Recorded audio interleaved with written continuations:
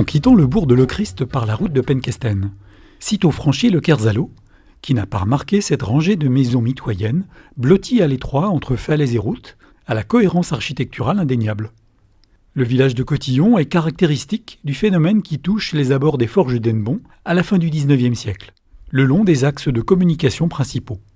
Une urbanisation ouvrière discontinue, formant des îlots de population très denses, reconstituant en des espaces fortement contraints des communautés fortes et solidaires.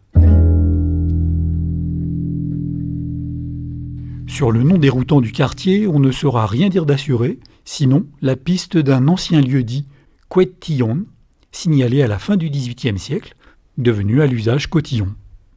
Il faut attendre les années 1880 pour que le modeste écart se transforme à la faveur d'un important mouvement de construction de logements initié par la population laborieuse des forges. Après des années de cheminement quotidien ou hebdomadaire entre l'usine et la ferme familiale, à Kistinic, Bubry, Inguignel, les familles qui ont pu se constituer un petit capital mettent en chantier un immeuble dont chacune des pièces pourra être louée à un ménage.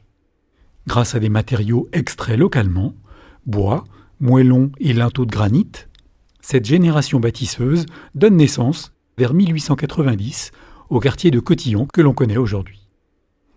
La maison type présente une architecture simple et fonctionnelle, pouvant abriter jusqu'à 5 logements. Une courette à l'arrière, à flanc de falaise, abrite les caves, les réserves de bois, les clapiers, etc.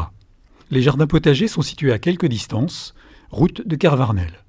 2 puits approvisionnent la communauté en eau, tandis que le lavoir est aménagé sur la rive du Kerzalo. L'apparente exiguïté du quartier est trompeuse, car les 10 maisons ont accueilli en moyenne une trentaine de foyers, soit environ 120 habitants. Si les forges employaient la quasi-totalité des hommes, l'activité des femmes est plus variée. Outre l'usine, elles sont commerçantes, cabaretières, brodeuses, couturières, journalières. Nous voici au printemps 1911, devant cette maison située à l'entrée du village. La porte centrale ouvre sur un couloir traversant qui débouche sur une courette à l'arrière. Le couloir donne aussi accès à l'étage et au grenier par un escalier. Au rez-de-chaussée, à gauche, demeure Joseph Lecaville et sa femme Jeanne-Marie et leur petite fille de 2 ans, Philomène. Au-dessus, Anne Lecor est ouvrière et veuve. Elle vit avec ses 3 enfants, dont l'aîné, Vincent, âgé de 19 ans, travaille aux forges. Le logement de droite est occupé par la famille Levagresse, Françoise et Julien. Ils ont 4 enfants. L'aîné de la fratrie, Julien, est, à 17 ans, ouvrier comme son père. Enfin, au rez-de-chaussée à droite, Guillaume et Marie-Félicité Garec ont 2 enfants, dont l'aînée, Marie-Joseph, est ouvrière.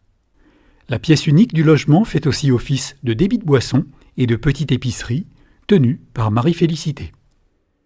Quant à la fenêtre centrale du premier étage, elle n'éclaire qu'un cagibi aux multiples fonctions, rangement, stockage, cave, voire même de chambre d'appoint en cas de besoin.